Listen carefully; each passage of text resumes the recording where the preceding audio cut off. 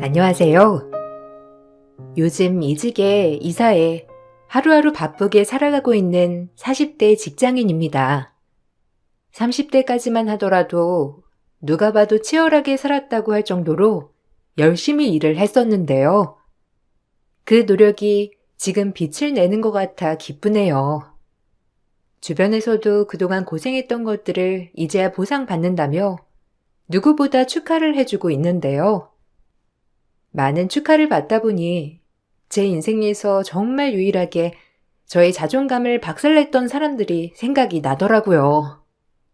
바로 전 시모와 남편이랍니다. 지금은 남보다 못한 사이지만 한때는 저도 잘 지내기 위해 노력했던 적이 있었는데요. 지금 생각해보면 왜 그렇게까지 했을까 싶기도 하더라고요. 혹시나 나중에 후회하면 어쩌지 하는 마음으로 좀 더 노력해보자 생각하시고 계시다면 제 사연 들어보시고 냉정하게 결단을 내리셨으면 좋겠어요. 남편은 결혼 당시 검사였고 저는 대기업 사원이었죠.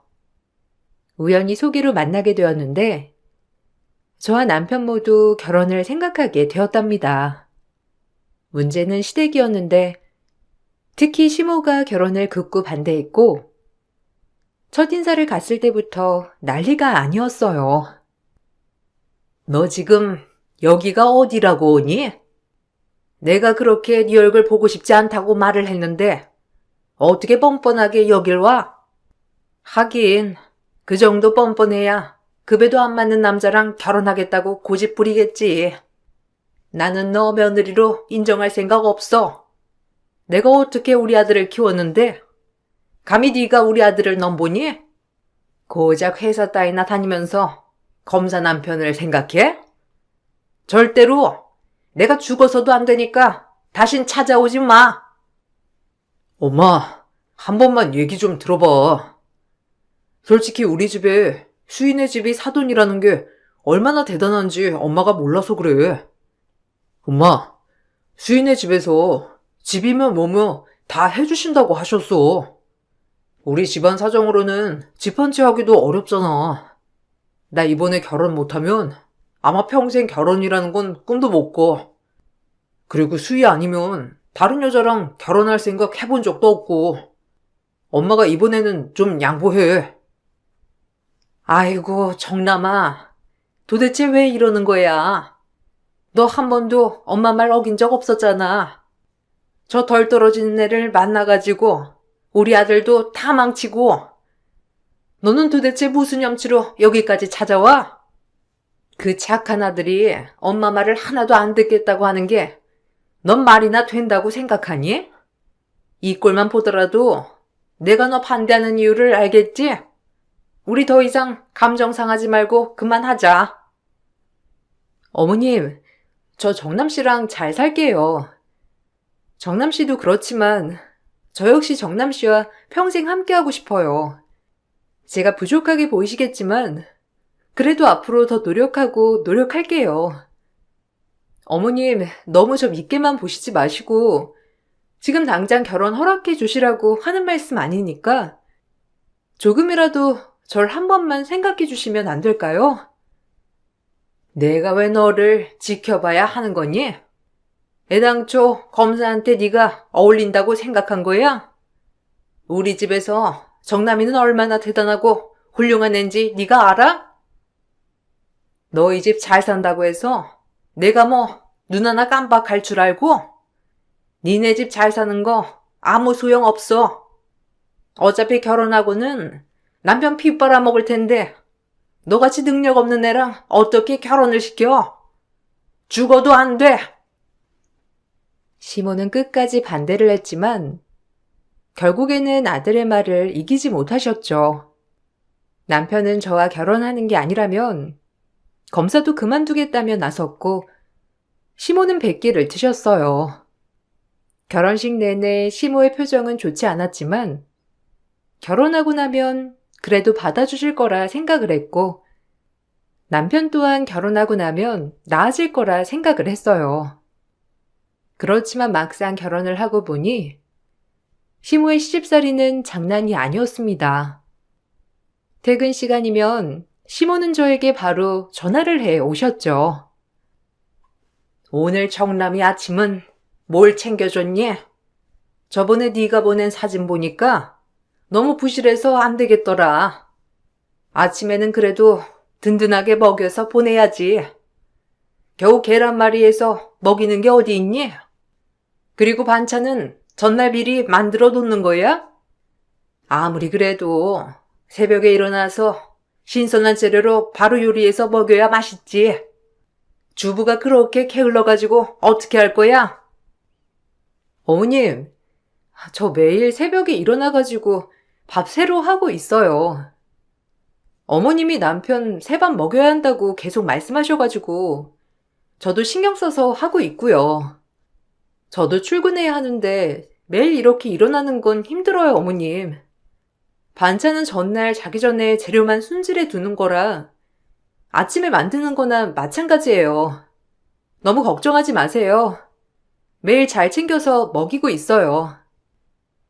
반찬이 부실하다니까 뭘 잘 챙겨서 먹인다는 거야? 너는 너무 네 생각만 하는 거 아니니?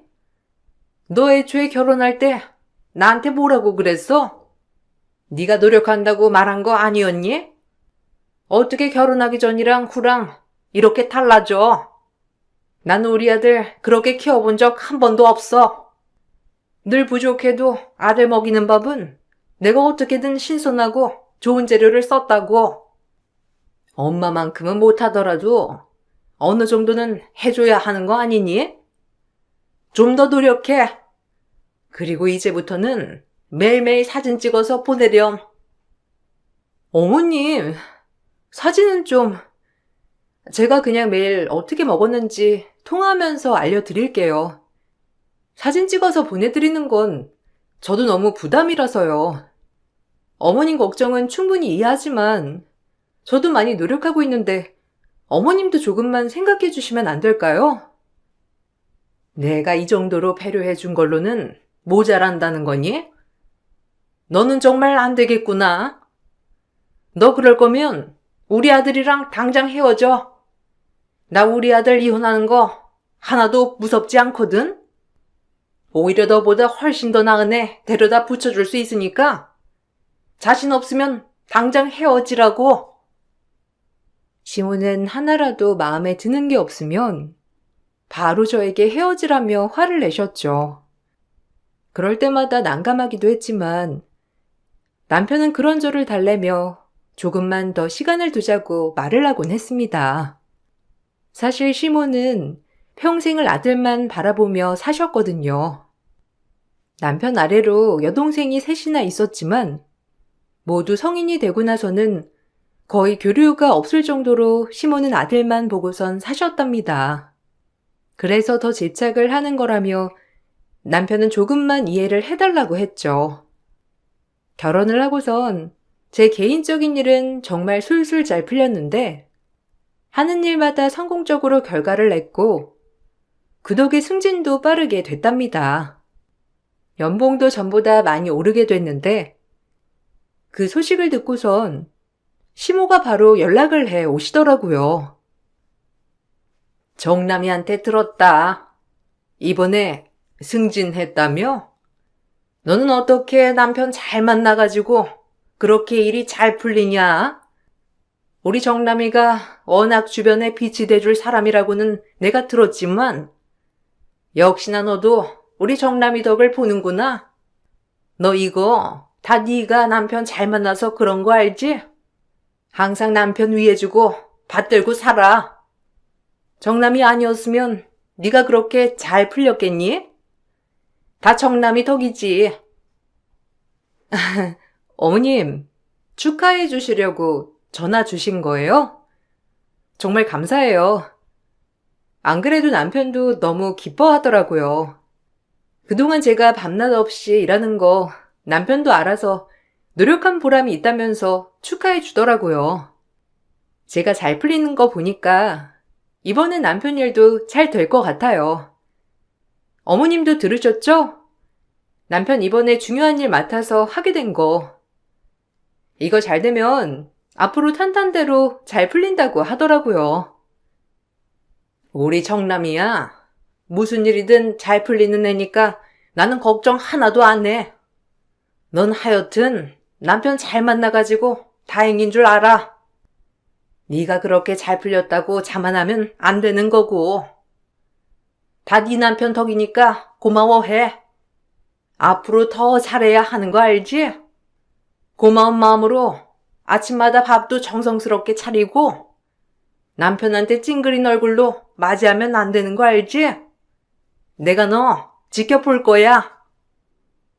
그동안 정말 노력하면서 열심히 일을 했기에 이루어낸 성과였지만 시모는 잘 되는 것도 모두 남편 덕이라면서 말하셨죠. 남편도 중요한 일을 맡게 되었는데 남편은 일이 잘 풀리진 않았어요. 그랬더니 시모는 저 때문에 일이 잘 안 된 거라며 절 탓하셨어요. 제가 좋은 기운을 다 뺏어갔기 때문에 이번에 일이 잘 되지 않는 거라면서 승진했다며 입방정을 떨어 그랬다고 절 혼내셨죠. 이런 식으로 시모는 항상 좋은 일은 남편 덕, 나쁜 일은 제 탓을 하셨어요. 남편과 크게 다툰 적은 없었지만 갈등을 겪었던 부분이라면 돈 문제가 있었어요.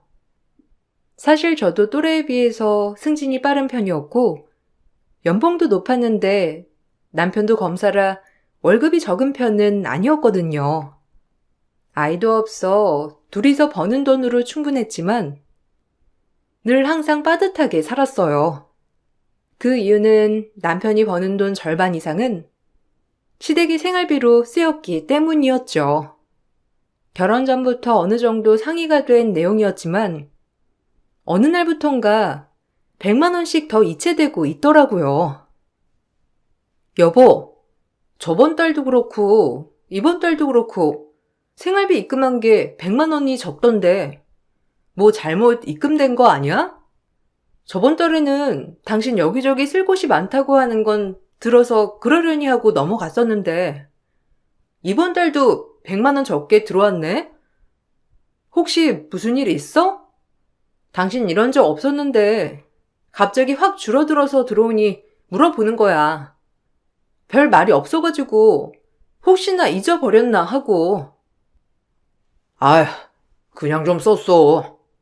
나중에 월급 좀 오르면 더 넣을게. 이번 달에 엄마가 좀 필요하다는 게 있어가지고 내가 사라고 더 드렸어. 당신은 뭐 그런 것까지 일일이 다 감시를 해? 어차피 당신이 넣는 돈만으로도 살 수 있는 거 알고 있잖아. 내가 생활비 좀 안 넣었다고 뭐 얼마나 지장 있다고 그래? 당신 진짜 엄마 말처럼 내 돈 가지고 살림할 생각하고 있는 거 아니지? 일이라도 그만두려고? 아니? 그런 생각 전혀 없는데? 갑자기 왜 그런 소리를 해? 안 그래도 나 당신한테 물어보고 싶은 게 있었는데 혹시 어머님한테 나 일 쉴 거라고 말했어? 어머님이 갑자기 전화 오셔선 나보고 일 안 할 거냐면서 뭐라고 하시던데. 아니 아무리 그래도 당신 갑자기 쓸 돈이 있으면 나랑 상의를 하긴 했어야지. 나는 무슨 일 있는 줄 알았잖아. 갑자기 왜 그래? 이건 당신이랑 이미 결혼 전부터 정해진 거였잖아. 내가 우리 집에 생활비 주는 거에 대해선 터치 안 하기로 한 거 아니었어? 그리고 어차피 나중에 아이 갖고 하면 당신 일 중단할 거 아니었어? 그동안은 나 혼자 생활비를 벌여야 하는 건데 이 정도는 이해를 해줘야지. 솔직히 여자보다 남자가 정년까지 일하는 게 더 많은데 고작 몇 달 그런 거 가지고 지금 이럴 거야? 어느 순간부터 남편은 시댁이 생활비를 보내는 걸 당연하다고 생각했고 조금이라도 더 썼을 때 물어보기라도 하면 남편은 너무나 불편했어요. 그럴 때마다 전 남편에게 실망을 하곤 했죠. 남편은 시댁이 생활비를 보냈지만 전 오히려 친정에서 이런저런 도움을 받곤 했어요. 오히려 친정에서는 남편이 불편할까 싶어 친정 행사가 있어도 한 번을 불렀던 적이 없었어요. 시댁에서는 사소한 일도 꼭 며느리가 참가해야 한다고 말했고, 이런 상황들이 반복되면서 저도 슬슬 지쳐가기 시작했어요. 그러던 와중 저희 부부에게 큰일이 생겼는데 남편이 비리 사건에 연루가 되면서 검사에서 경질되었습니다. 순식간에 검사를 그만두게 되었고 남편은 백수가 되었는데 남편의 잘못이 있었지만 시모는 제 탓이라고 하셨어요. 너 이제 어쩔 거야? 어떻게 정남 인생을 이렇게 망칠 수가 있니? 집안에 여자가 잘 들어와야 잘 풀린다더니만 어떻게 이 꼴을 만들 수가 있어? 평생 나쁜 짓이라고는 모르던 애가 갑자기 비리 사건에 연루가 된 게 말이나 된다고 생각하니? 네가 옆에서 착한 우리 아들 꼬신 거 아니고? 그러지 않고서야 아들이 왜 그런 일에 연루가 돼? 저도 이제야 알았어요. 남편이 일에 대해서는 저랑 전혀 얘기를 안 나누니까 저도 남편이 그런 짓 했을 거라는 건 전혀 몰랐어요. 어머님, 저도 너무 속상해요. 어떻게 그럴 수가 있어요? 남편 진짜 다 포기하고 나왔대요. 매일매일 아무것도 안 하고 방 안에서만 가만히 있는데 어떻게 해야 할지 저도 모르겠네요. 어머님이 오셔서 남편한테 뭐라고 좀 해주세요. 착한 우리 아들한테 뭐라고 할 게 뭐가 있니? 네가 우리 애 잘못 이끄니까 문제가 생긴 거지. 이렇게 된 건 다 네 탓이야. 네가 잘했으면 우리 아들이 유혹이 있더라도 넘어갔겠니? 네가 옆에서 나쁜 얘기들을 하니까 넘어간 거지. 이래서 내가 너 결혼한다는 거 마음에 들지 않았던 거야. 애초에 네 인상부터가 별로였는데 결국에는 이런 꼴이 되는구나. 어머님, 정말 너무하시네요. 저야말로 날벼락이에요. 남편이 벌어놓은 일 때문에 수습해야 할 것도 많은데 지금 저한테 제 탓하시는 거예요? 화를 내고 싶으시면 제가 아니라 남편한테 하셔야죠. 어떻게 저한테 화를 내세요? 시모는 그 후로도 제가 남편을 구박할까 싶으셨는지 자주 신혼집으로 찾아왔어요. 제가 출근하면 시모는 신혼집으로 와 남편 밥을 챙기셨고 제가 퇴근하기 전에 돌아가시곤 하셨죠. 그러면서 제가 살림은 어떻게 하는지 다 살펴보시고서는 절 구박하시곤 했어요. 너는 살림을 하는 거니 마는 거니? 어떻게 갈 때마다 이렇게 엉망진창으로 되어 있어? 네가 그렇게 대충대충 살림을 하니까 애가 하루 종일 쫄쫄 굶으면서 사는 거 아니겠니? 밖에서 일을 하면 뭐 할 거야? 너는 살림을 하는 게 네 일인데 네 일도 제대로 못하면서 어떻게 바깥 일을 한다고 하는 거야? 너 그렇게 엉망으로 살림하면서 우리 아들 구박하는 건 아니겠지? 저 남편 구박 안 해요. 남편이 지금 많이 심란해해서 그냥 두고 있으니까 너무 걱정하지 마세요. 살림은 아직 어머님 성에 차진 않더라도 저도 많이 노력하고 있어요. 그리고 남편도 그렇게 방에만 있는 것보다 좀 나와서 활동도 하고 그러는 게 더 좋아요.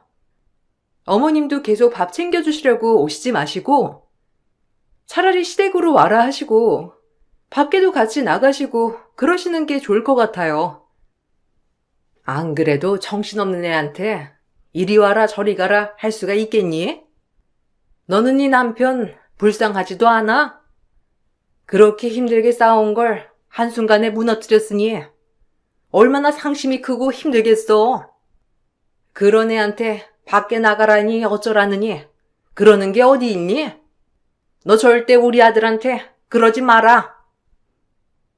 남편은 그 뒤로 몇 달 동안 아무 일도 하지 않고 집에만 있었고 남편이 버는 돈이 없으니 당연히 시댁으로 들어가는 돈도 없었죠. 남편이 보내주는 생활비로 생활을 했던 시모는 몇 달 동안 생활비가 들어가지 않으니 저에게 돈을 달라고 하시더라고요. 그동안 저를 마치 남편 피를 빼먹고 사는 것처럼 말을 하더니만 정작 필요할 때가 되니 저에게 당당하게 생활비를 달라고 하셨어요. 난 네가 어느 정도 눈치는 있는 줄 알았는데 이렇게나 눈치가 없을 줄이야 생각도 못했어. 아들이 돈을 안 보내주면 며느리가 알아서 보내줘야 하는 게 맞는 거 아니니? 그동안 우리 아들이 생활비 보내준 거 뻔히 알면서 그럼 이제는 네가 보내야지 지금 뭐 하는 거야? 우리 아들 돈으로 호의호식하면서 살았으면 그 보답 나한테 해야지. 네? 어머님, 남편 어머님한테 생활비 드리느라고 저희 공동 생활비는 100만 원 정도밖에 안 냈어요.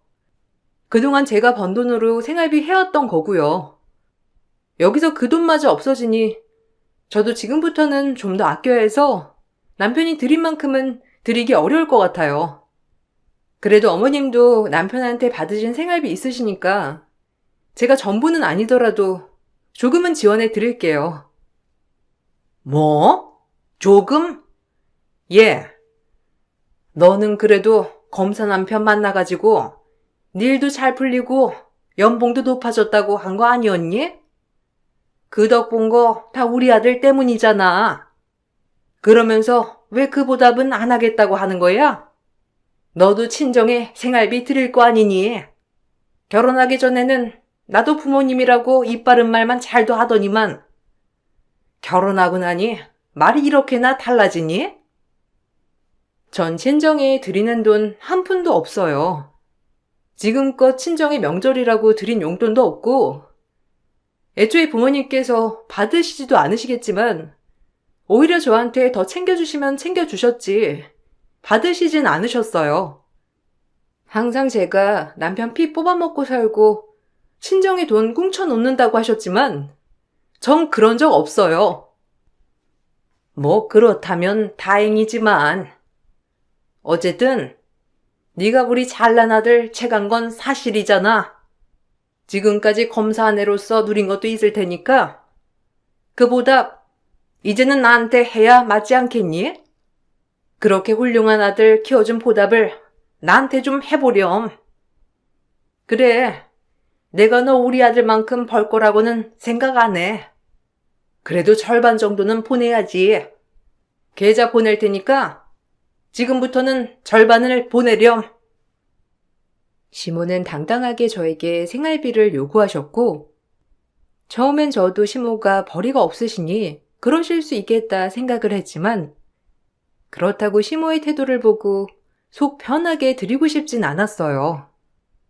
남편은 방황을 많이 했는데 집에서 밖으로 외출하지도 않고 우울해하기도 했죠.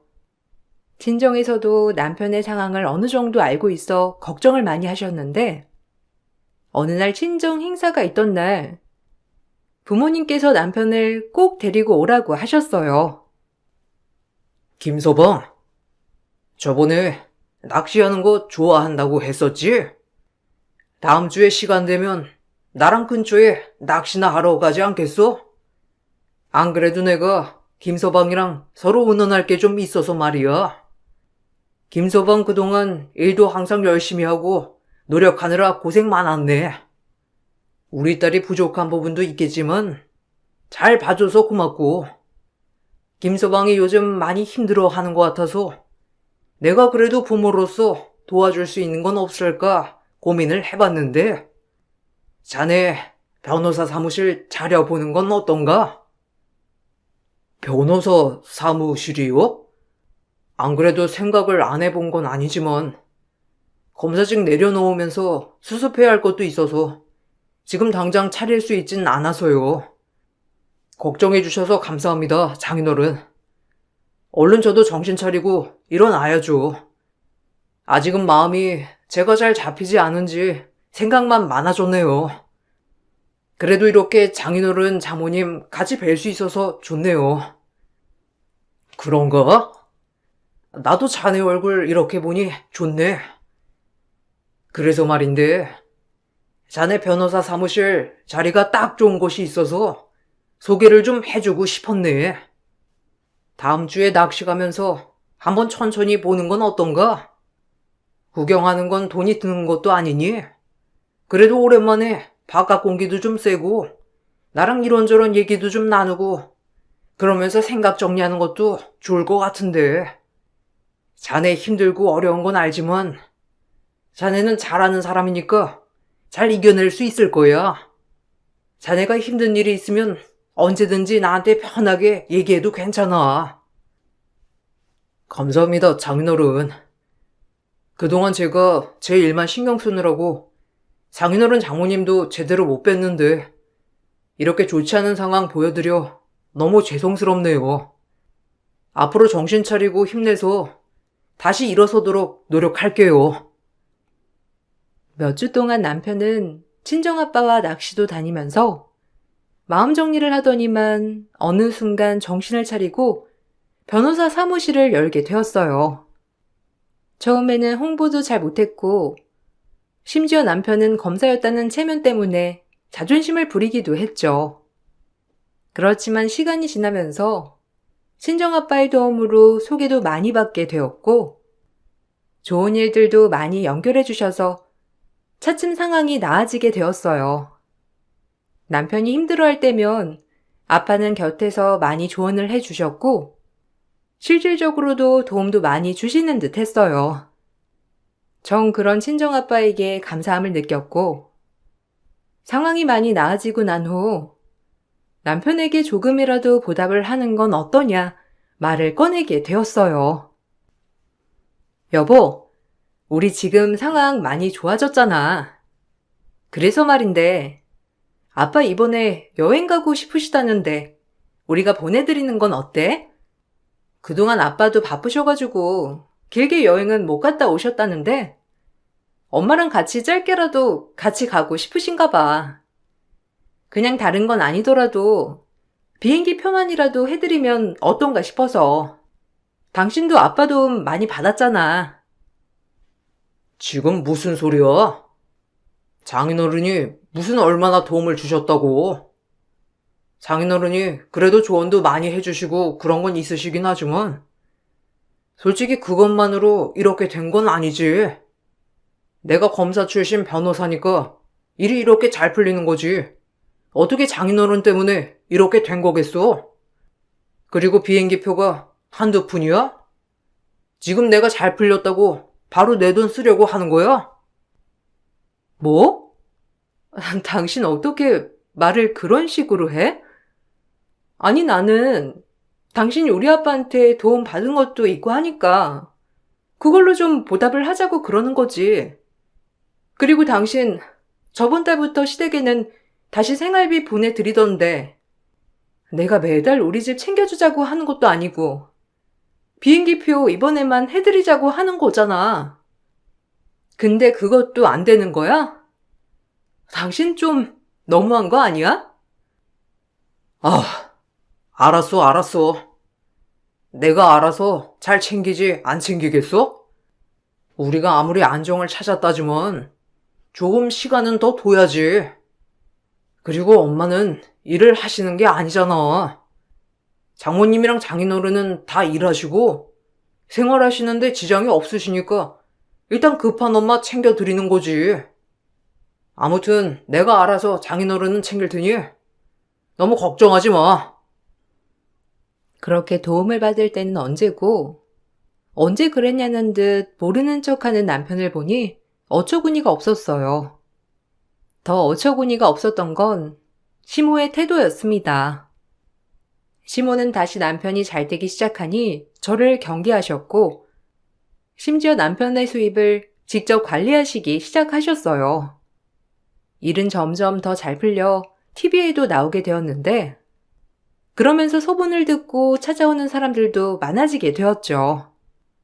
솔직히 검사를 할 때보다 훨씬 더 잘 돼서 수입 또한 더 많아지게 되었습니다.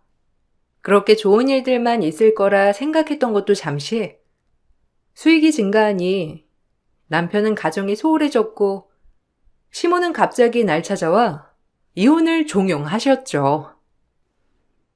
솔직히 너랑 결혼한다고 할 때부터 마음에 들지 않았지만 우리 아들이 냉정하지 못해서 널 끊어내지 못한 거지. 이제는 아들도 너 싫단다. 이제는 너희들 끝내야 할 때가 온 것 같구나. 사실 객관적으로 보더라도 너한테는 과분한 남편 아니니? 검사의 남편에서 잘 나가는 변호사 남편까지 너한테는 너무나 과분한 남편이지. 지금껏 살아온 것만으로도 감사하다고 생각하면서 끝내렴. 네? 지금 무슨 소리 하시는 거예요? 자기가 무덤 파서 다 망쳐버린 걸 저랑 친정에서 끌어다가 살려놓았더니만 지금 보따리 내놓으라고 하시는 거예요? 정말 어처구니가 없네요. 어머님, 저한테 가분한 게 아니라요. 정남 씨한테 저희가 가분한 거죠. 착각도 자유구나. 누가 평범한 회사원이 잘 나가는 변호사보다 더 가분하다고 하니? 누가 봐도 우리가 더 아깝지. 네가 그러니까 일이 잘 안 되는 거야. 고작 한낱 회사원에서 끝나는 것뿐이지. 우리 애처럼 잘 나가는 애였으면 검사에서 끝나도 다시 변호사까지 시작할 수 있는 거 아니겠니? 솔직히 누가 봐도 우리 아들이 아깝지. 착각은 어머님이 하고 계시네요. 뭐 전 그러시다면 그렇게 하세요. 저야말로 미련 없고 더 이상 애정도 없거든요. 차라리 잘 됐네요. 고민하고 있었는데 더 길게 끌지 말죠. 아참, 사무실은 친정아빠 명의인데 찰거머리처럼 또 붙는 건 아니시죠? 제 말에 시모는 당황하는 듯 보였지만 제가 뭘 착각하고 있는 거 아니냐며 저에게 당장 서류에 도장을 찍으라고 하시고선 자리를 뜨셨어요. 남편 역시 저와 이혼을 하고 싶었는지 바로 합의를 하자고 나오더라고요. 저는 이혼을 확정짓기 전 재산분할과 위자료에 대해서 말을 꺼냈어요.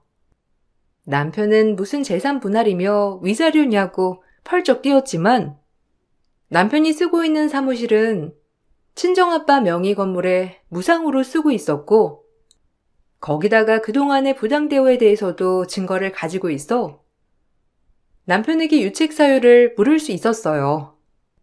남편은 그렇게 소송을 진행하면서도 절대로 사무실에서 정리를 하지 않았는데 끝까지 버티는 남편에게 전 퇴거 요청을 하게 되었죠. 이혼 소송은 순조롭게 진행이 되었고 그동안 남편이 시댁에만 생활비를 보내왔던 것들, 부당대우를 했던 언행들이 증거로 남아 있었기 때문에 위자료를 받고 이혼을 하게 되었죠. 문제는 사이가 정리된 후에도 남편이 사무실 정리를 하지 않았다는 거였는데 어느 날 남편은 저에게 연락을 해왔습니다. 저기, 내가 안 그래도 할 말이 있었는데, 장인어른은 내 전화를 전혀 받으시지도 않으시고, 계속 내용 증명만 보내셔서 말이야. 보니까 그동안 무단 점거에 대한 비용을 내라고 청구까지 하셨던데, 당신이 좀 장인어른께 말씀을 드리면 안 될까? 내가 지금 그 돈을 내고 싶어도 사정이 생겨서 못 내. 그러니까 당신이 조금만 도와줘. 내가 왜? 내가 왜 그래야 하는지 모르겠는데? 그렇게 잘난 당신이 알아서 해결해야지. 그걸 왜 한낱 회사원한테 물어? 당신 사무실 잘 되고 나서부터는 사무실에서 나오는 돈 다 니네 엄마가 관리했잖아. 거기 가서 물어야지. 왜 나한테 물어보냐고. 전화 잘못했니? 아니, 사실 엄마가 돈들 다 모아가지고 투자를 좀 하셨나 봐. 우리 엄마 알지? 뭐 하나 꽂히면 앞뒤도 안 보고 들이대는 거. 투자할 때도 그러셨는지 뭔가 잘못된 곳에 투자를 하셔가지고 다 날리셨대. 그래서 모아둔 돈이 하나도 없으시다는데 어떡해. 일단은 사무실은 내가 조만간 빨리 정리할게. 그럴 테니까 비용은 조금만 더 시간을 주면 안 될까? 참나. 그렇게 잘난 척 하더니만. 난 모르겠고, 알아서들 해결해.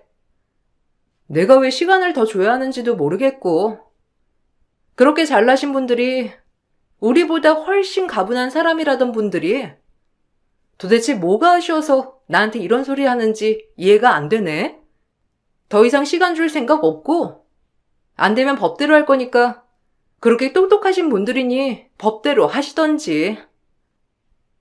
그렇게 소송을 진행하고 나서 남편은 거의 쫓겨나다시피 나가게 되었고, 당연히 그동안 미청구된 비용에 대해서도 청구가 들어가게 되었죠.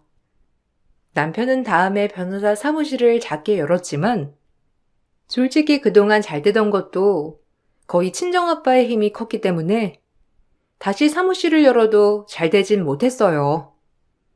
주변에서 알려주는 소식으로는 사무실에 파리만 날리고 있다고 하더라고요. 나중에 급한 상황이 되어서야 시모는 저에게 연락을 해 오셨어요. 아가, 잘 지내니? 내가 저번에 전화를 했었는데 못 받는지 다시 연락이 안 오더라. 잘 지내고 있는지 해서 말이야. 내가 너희 이혼하고 나서 얼마나 마음이 아팠는지 아니? 솔직히 이혼을 정말 할 거라곤 생각을 못 했는데 정말로 이혼을 하고 나니까 어찌나 속상하고 힘들던지. 이제라도 다시 너희 합치는 건 어떻게 생각하니? 무슨 소리 하세요, 아주머니? 저 아주머니가 아주머니 아들 이혼했다는 소식 듣고 엄청 기뻐했다는 거 다 들었는데요? 그렇게 그 맘 맞는 며느리 들여서 힘들었다고 동네방네 말하고 다니시더니만 왜 이제 와서 속상하고 힘들었다고 하시는지 도통 이해가 안 되네요. 그 잘난 아들이 또 생활비를 안 주던가요? 근데 어쩌죠? 이제는 아줌마랑 저랑 아니 남보다 못한 사이인데요? 아이고 아가, 냉정하게 왜 그러니? 우리가 아무리 그래도 한때 가족이었던 사이인데 그렇게 매몰차게 말하는 건 아니지. 어쨌든 아들이 많이 힘들어해. 후회도 하는 것 같고. 나도 미안한 게 있지만 너도 마음속으로는 후회하는 게 있을 거 아니니. 우리 과거는 잊고 다시 시작해 보자꾸나. 내가 이번에는 정말 잘할 테니 한 번만 기회를 타오. 후회요? 아, 그렇죠. 저도 후회하고 있죠. 더 일찍 헤어졌으면 좋았을걸. 1년이라도 제 젊음을 낭비한 게 너무나 후회가 되네요. 아줌마, 그러니까 저한테 이따위 전화하지 마시고 그럴 기회 있으시면 밖에 나가서 직접 일하시고 돈이라도 버세요. 당신 아들 사무실 파리만 날린다는 거 아시지 않나요? 저한테 1월 전화할 시간 있으면 나라만 밖에서 돈이라도 벌겠네. 그렇게 제 자존심을 뭉갰던 시모에게 마지막으로 통쾌한 한마디를 날리고선 차단을 눌렀습니다. 그 후로도 여러 번 연락을 해 온 듯 했지만 다시는 받지 않았죠. 지금은 일도 잘 풀려서 더 좋은 조건으로 이직을 하게 되었고 좋은 집으로 이사도 가게 되었어요. 이혼 후에는 오히려 주변 사람들이 정리가 돼서 좋은 인연들도 많이 만나고 있답니다. 사람의 운명은 곁에 있는 사람의 영향도 받는다는 게 맞는 것 같아요. 남편과 살 때는 늘 그 사람들을 만족시키려고 아등바등 노력했는데 지금은 절 온전히 좋아해주는 사람들과 함께하니 마음이 너무나 편안하답니다. 혹시라도 저와 비슷한 생각을 가지고 계셨다면 지금 그 관계가 건강한 거라 보기는 어려울 것 같아요. 내가 전전긍긍하며 노력하는 인연보다는 내 마음을 편안하게 해주는 인연이 좋죠. 여러분들은 그런 사람들과 함께하고 계시나요? 제 사연을 들어주신 분들 감사합니다. 여러분들에게 저의 좋은 기운과 사랑이 닿기를 바랄게요. 안녕하세요. 저는 40대 여자입니다. 한창 꽃다울 나이에 20대 때 사랑 하나 바라보고 남편과 결혼을 했었어요. 이혼이라는 걸 전혀 생각해 본 적이 없이 서로 의지하면서 살아가면 될 줄 알았는데 그건 말처럼 쉬운 문제는 아니더라고요. 연애 때 보던 남편의 모습과 결혼을 하고 난 이후의 모습은 하늘과 땅 차이였습니다. 너무 눈에 띄게 변해버린 남편이 낯설게 느껴질 점점 제 마음속에는 이혼이라는 단어가 자리 잡아가고 있었습니다. 연애 때는 항상 저를 위해 무엇이든 해줄 것처럼 행동하던 사람이었는데 결혼하고 나서부터는 항상 저를 무시하는 발언을 했어요. 서로 부부가 됐으면 좋은 말만 해줘도 모자랄 시간에 상처되는 말들로 제 마음을 아프게 하는 남편이 너무 원망스러웠습니다.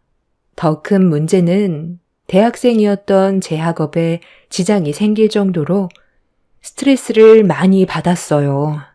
없는 형편의 부모님의 도움을 받아 의사가 되고 싶어 항상 열심히 했었는데 결혼 이후 좀 더 안정적인 생활이 가능할 것 같았던 제 생각과는 전혀 다른 전개로 흘러갔어요.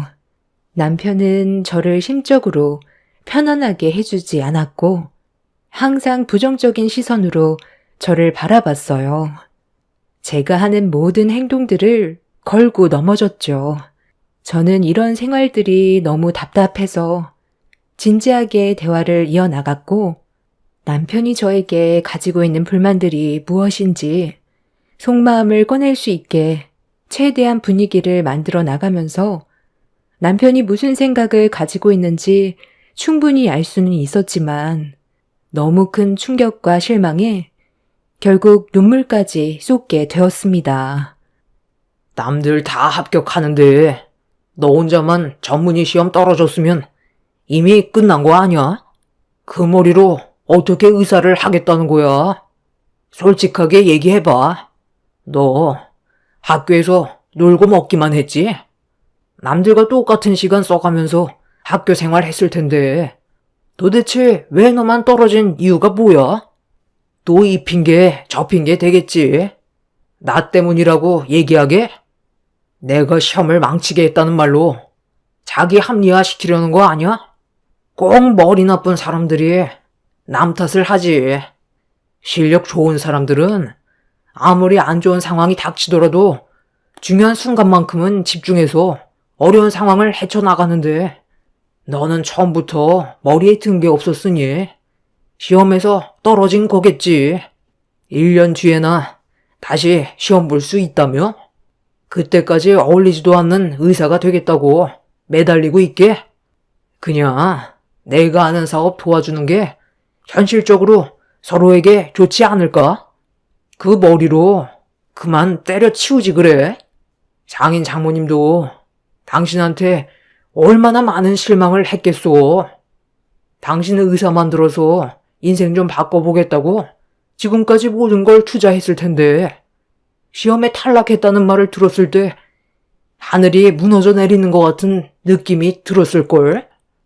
다시 한번 말하지만 그냥 의사 때려치우고 내가 하는 사업 옆에서 도우면서 아이나 가질 생각해.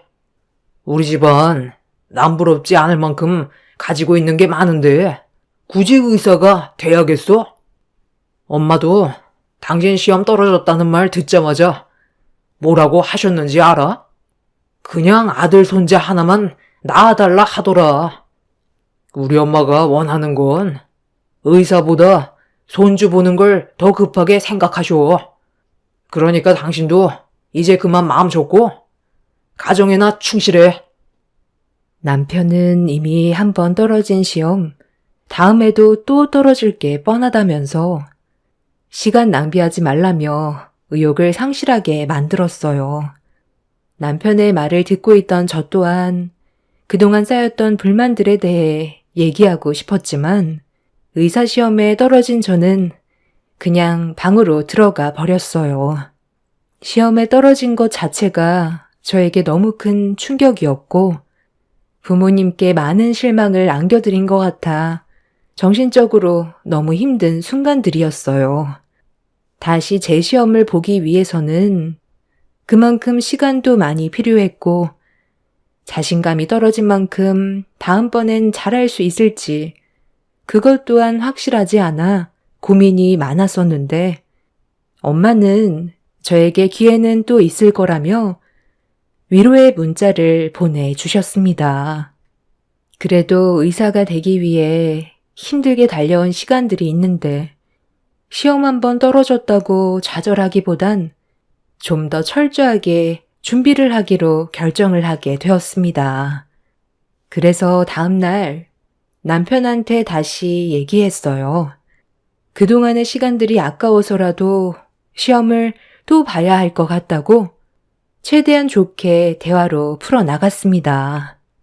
그런데 갑자기 신문을 보고 있던 남편이 신문을 돌돌 말더니 갑자기 제 머리를 신문지로 내려친 뒤 얼굴을 붉히면서 막말을 퍼붓기 시작했어요. 내가 전날에 했던 말 벌써 까먹은 거야? 아니면 그냥 한기로 흘려버린 거야? 너, 나 지금 무시하냐? 분명히 얘기했을 텐데. 전문의가 개나 소나 되는 줄 알아? 시험에서 떨어진 것부터가 너는 이미 자격이 없다는 건데 계속 헛발질만 하면서 살 거야? 우리 엄마가 말한 대로 아이 가질 계획하고 내 사업 도와주면 되는 거야. 여자가 집안일만 잘해도 집안이 화목해지고 충분히 인정을 받을 수 있다고. 괜히 고집만 부린다고 되는 게 아닌데 왜 이렇게 미련을 못 버려? 대학 나온 여자들이 왜 취업 안 하고 결혼해서 애 낳고 살아가는지 알아?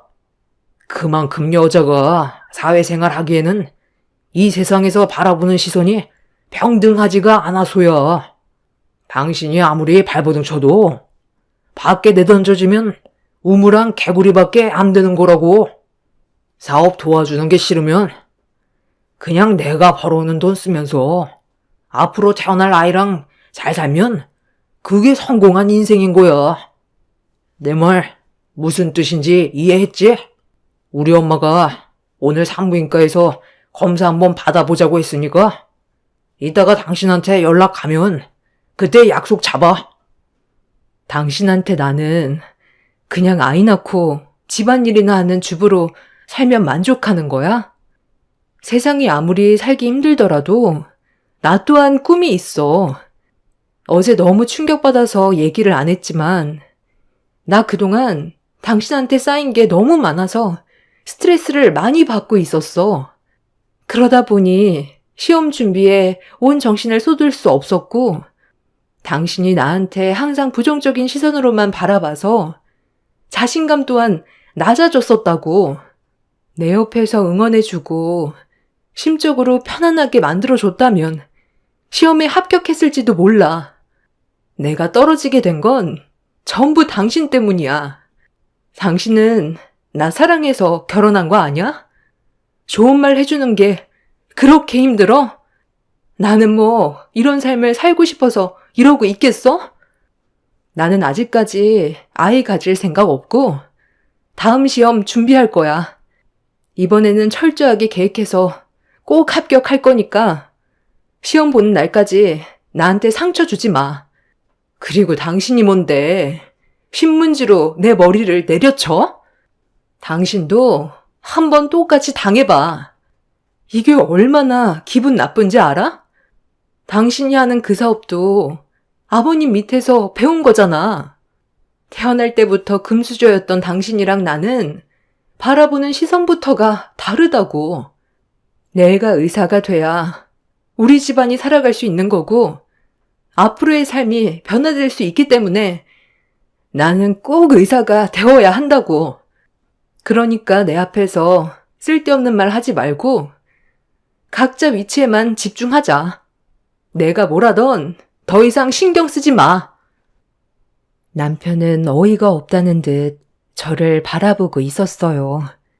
그날 남편한테 쌓였던 감정을 돌돌 말린 신문지에 담아 남편의 머리에 사정없이 휘둘러 버렸어요. 사람마다 개인의 능력차가 조금씩 다를 수 있고 원하는 바를 이루는데 각자의 시간차가 다 다른 건데 저를 실패자로 생각하면서 막말을 퍼부었던 남편한테 너무 많은 실망을 했었어요. 저보다 5살이나 인생을 더 살았으면 그만큼 저를 이해해 줄 수 있을 줄 알았는데 남편은 되려 자기가 계획했던 틀 안에 벗어났다는 거에 화가 머리 꼭대기까지 올라왔는지 본인이 생각하는 대로 움직이지 않는다면 더는 함께 살아갈 수 없을 것 같다고 이혼을 통보했어요. 남편과 결혼 2년 만에 이혼 얘기를 듣게 되었고 저 또한 남편이 제 인생에 좋은 영향을 줄 것 같지는 않아 한 채의 고민도 없이 남편의 말에 동의했습니다.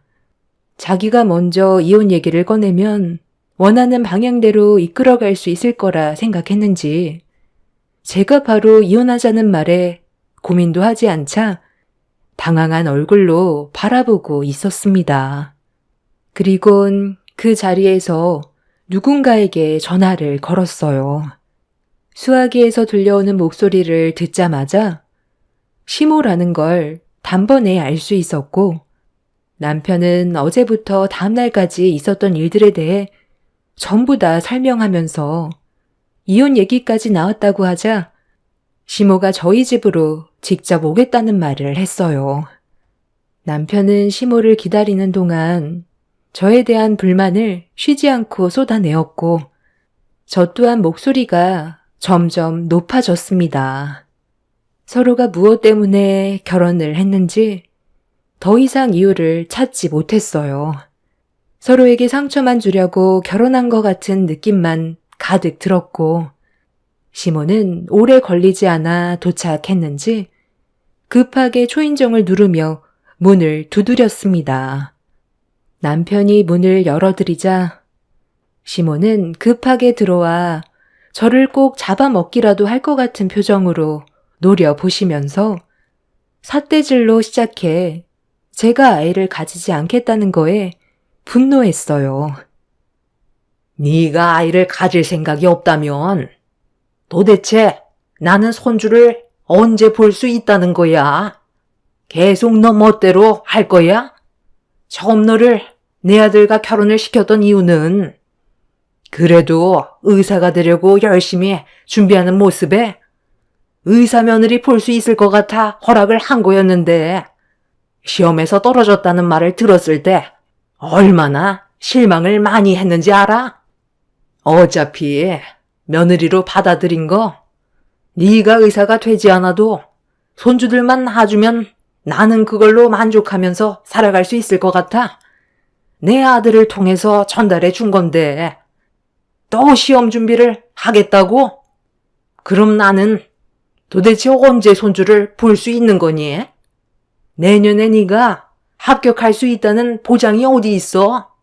그때도 떨어지면 1년의 시간 그냥 허비한 건데 내가 그 꼴을 또 봐야 한다는 거잖아.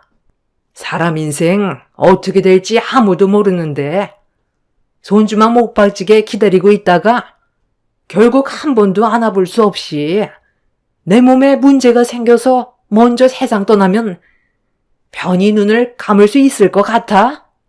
눈 감기 전까지 너를 원망하겠지. 나는 그런 불행한 삶을 원하지 않는다고. 방금 이혼 얘기까지 오고 갔다면서. 제가 먼저 이혼하자는 말을 꺼냈는데 눈 하나 깜빡하지 않더라고요. 만약 내년에 또다시 시험 봤는데 떨어지면 엄마 말대로 그 시간 너무 아깝잖아요. 멍청한 머리로 의사가 된다 한들 환자를 제대로 볼 수나 있겠어요? 결국 망하는 꼴이 되겠죠. 그런 걸 두 눈으로 보고 있을 바엔 차라리 그냥 이혼하고 다른 여자 알아보는 게 좋겠어요. 좀 더 현명하고 엄마가 원하는 대로 손주들 순풍순풍 낳아서 가정에 충실한 그런 여자가 데리고 살기에는 편할 것 같아요. 의사 며느리 얻어보겠다고 했다가 손주 한번 안겨드리지 못한다면 저도 너무 마음이 아플 것 같아서요. 저희가 부족한 것도 아닌데 뭐하러 마음에도 없는 사람 끼고 살아요? 이참에 그냥 이혼하는 게 좋지 않겠어요?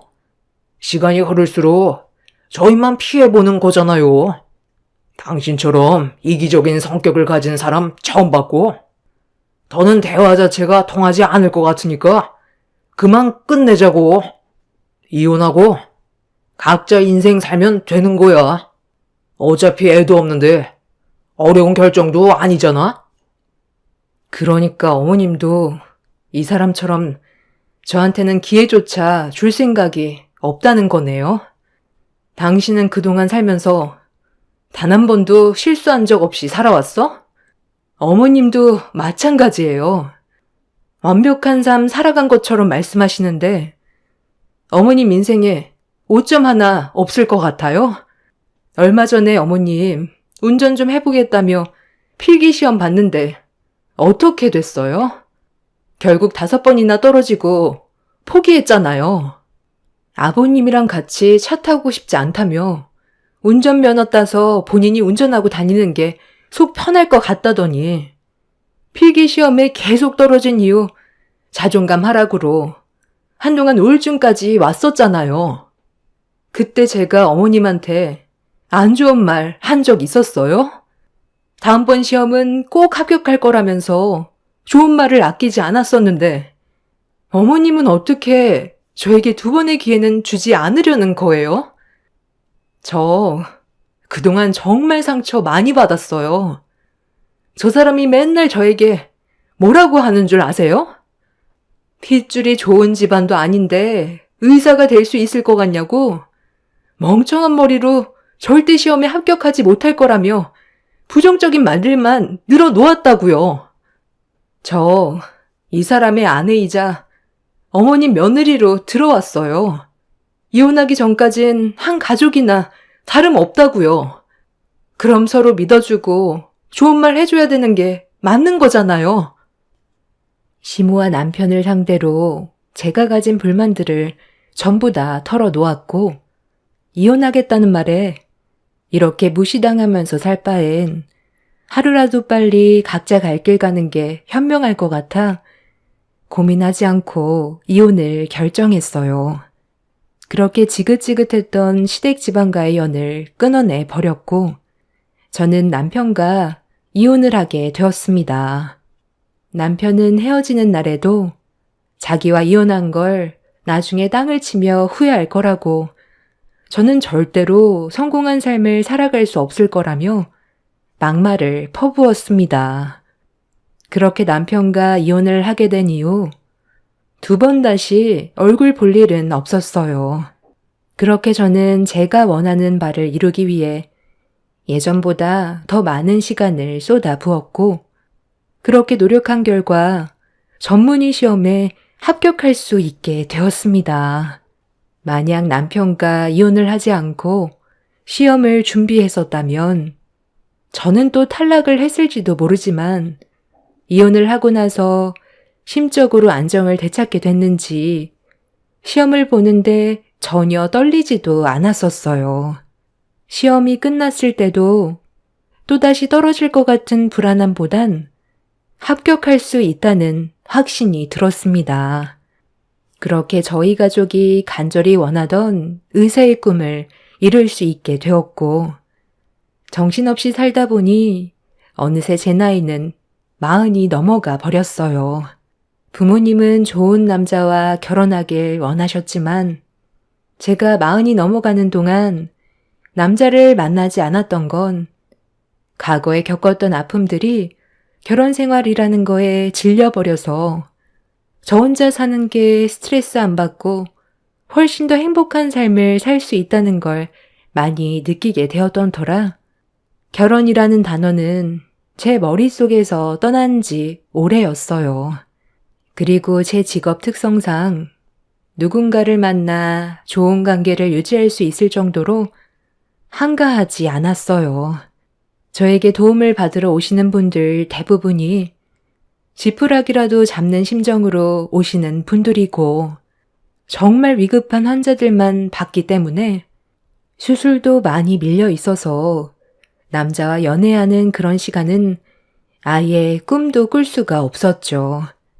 그리고 제가 바라왔던 삶을 지금도 만족해 하면서 살아와서 그런지 환자분들에게 도움을 줄 수 있는 시간을 허튼 곳에 쓰고 싶지 않았습니다.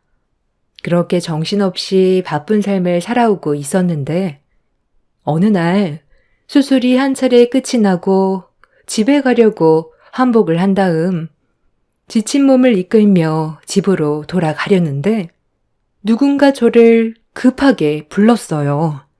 생각 없이 뒤를 돌아보는 순간 제 심장이 다시 뛰기 시작했어요. 과거에 저에게 엄청난 스트레스와 불행을 안겨줬었던 전 남편이 저를 부르고 있었죠. 예전과 변한 건 하나도 없었고 말투부터 저를 바라보는 시선에서 그 사람이 저를 어떻게 생각하고 있는지 느껴지고 있었어요. 야, 네가 여긴 어쩐 일이냐? 뭐 얼굴을 보니 이곳에서 일을 하는 것 같지는 않고 너희 부모님 중 한 분이 건강에 문제가 생겼냐? 그동안 돈 좀 벌었나 봐.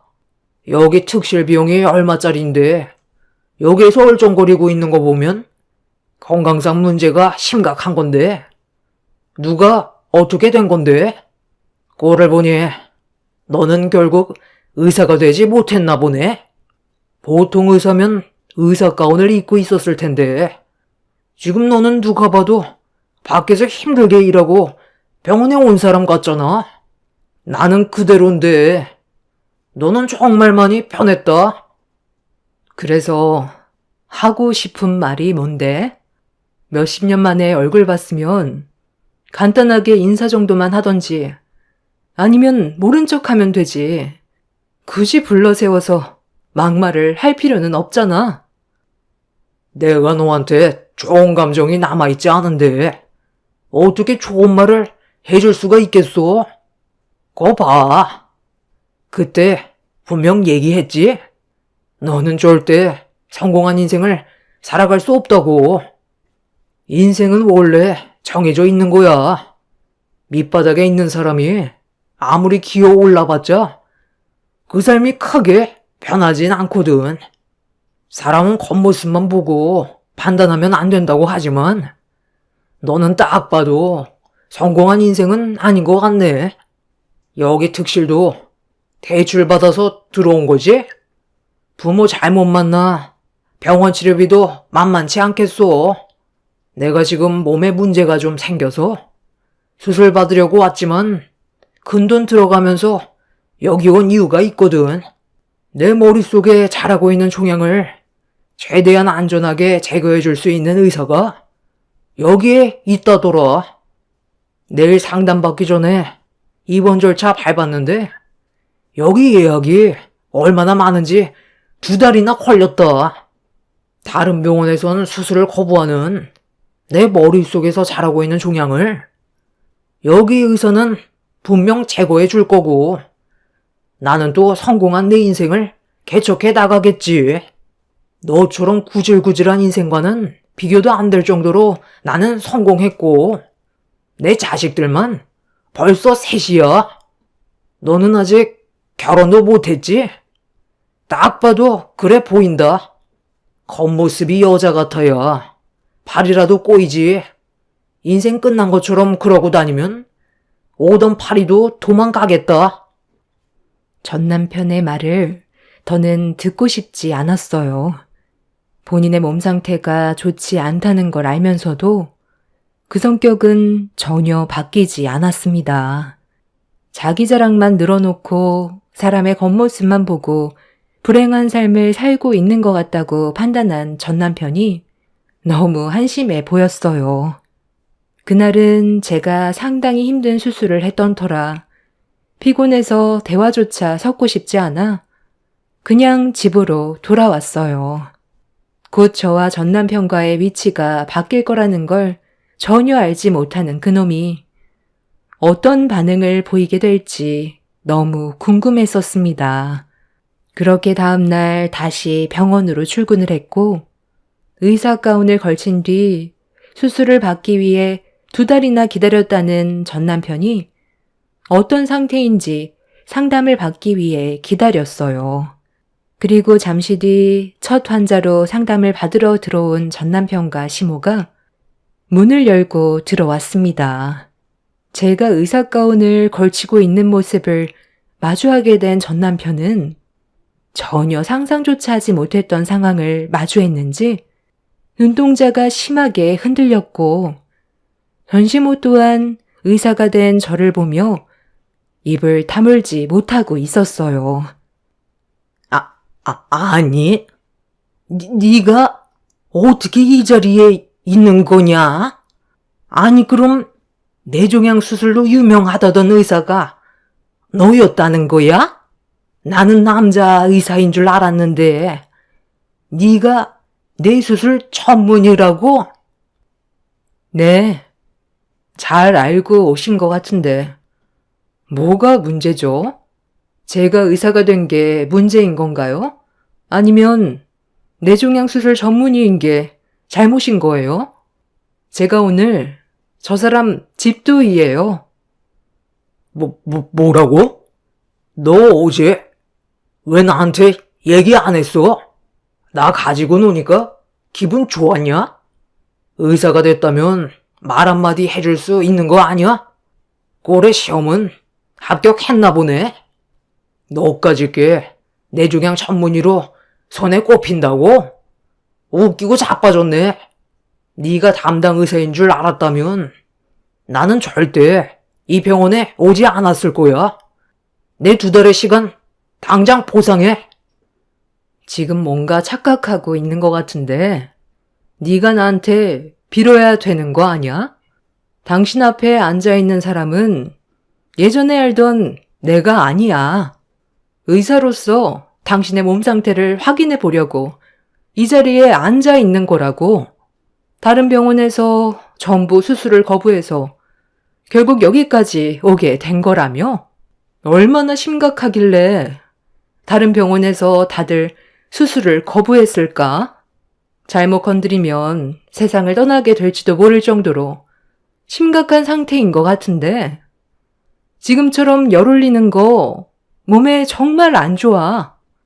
뇌종양이 있을 때 혈압은 더 큰 문제를 가지고 오니까 일단 진정하고 대화로 풀어가는 게 좋지 않겠어? 살려고 왔으면 상담은 받아봐야지. 이런다고 달라지는 건 없을 텐데. 아, 그래. 일단 어떤 식으로 수술을 할 건지 드러나 보자. 얘가 그동안 얼마나 노력했으면 이 자리까지 올라왔겠어. 예약이 밀려 있을 정도면 그만큼 실력을 인정받은 건데 여기 아니면 이제 갈 곳도 없잖아. 집에서 기다리고 있는 애들을 생각해야지. 지금 자존심 그딴 거 다 필요 없다. 세상 떠나면 끝인 거라고. 역시 보호자분이 상황 판단이 빠르시네요. 여기로 오시는 분들 대부분이 거의 손을 쓰기 힘들 정도로 심각해진 상태에서 오신 환자분들이에요. 그래서 수술 후에 후유장애가 생기게 되지만 그래도 생활을 할 수 있다는 게 어디예요? 세상 떠나는 것보단 낫잖아요? 계속 그렇게 서 있을 거야? 일단 자리에 좀 앉지? 내가 정신 나갔다고 내 머리를 너한테 맡길 것 같냐? 멍청한 너한테 내 머릿속에 있는 종양 제거해달라고 했다가 과거에 너한테 상처 준 일들 때문에 보복하려고 수술 잘못되게 만들 수도 있는데 정신 나갔다고 내 머리를 맡기겠어? 차라리 다른 곳에서 수술을 하는 게 훨씬 낫지. 내가 눈을 감는 한이 있어도 너는 인정 못해. 전 남편은 저에게 절대 뇌종양 수술을 맡기지 않겠다면서 상담실을 뛰쳐나갔어요. 의사인 제가 위급한 환자를 위해 수술을 해야 되는 건 당연한 거였지만 전 남편의 태도와 저에 대한 불신이 저 또한 수술을 하고 싶지 않게 만들었어요. 전시모는 전 남편을 뒤따라 나가더니 밖에서 설득을 시키려고 노력했지만 전 남편은 세상을 떠나도 절대 저에게는 수술을 받지 않겠다면서 퇴원 수속을 밟았습니다. 한번 나가게 되면 다음은 더 많은 시간을 기다려야 하는데 저에게는 죽어도 맡기기 싫었나 보더라고요. 결국 전 남편은 병원을 나가 다른 병원을 알아보게 되었습니다. 과거의 일들이 어찌되었든 병원에 앉아있는 저는 의사의 신분으로 최선을 다해주려 했지만 전 남편은 제가 의사가 됐다는 것 자체를 못 믿어 했어요. 저를 신용하지 못하고 있는 듯 보였습니다. 그렇게 며칠의 시간이 지나고 전시모가 전 남편의 부인까지 데리고 다시 저희 병원에 찾아왔어요. 잠깐 대화 좀 하자고 하길래 시간을 내드렸고 다른 의사들은 전 남편의 몸 상태를 보더니 수술은 불가능하다며 마음의 준비를 하는 게 좋을 거라고 거절을 해서 더 이상 갈 곳이 없다는 말을 꺼냈어요. 눈 한 번 딱 감고 그때 수술을 했다면 상황은 달라졌겠지만 이미 차례를 기다리고 있는 다른 환자분들도 급한 상태라 다시 전 남편의 수술을 먼저 진행하기는 힘들다고 설명을 해드렸어요. 그리고 제 말이 끝나자마자 전시모는 오열을 하면서 살려달라며 애원을 했지만 모든 건 절차가 있기 때문에 전 남편의 수술로 인해 다른 환자에게 피해를 줄 수는 없었습니다. 전시모는 다시 예약을 잡겠다면서 이번부터 하겠다는 말에 그렇게 하라고 했지만 전 남편은 제가 일하는 병원에는 절대 오려고 하지 않았어요.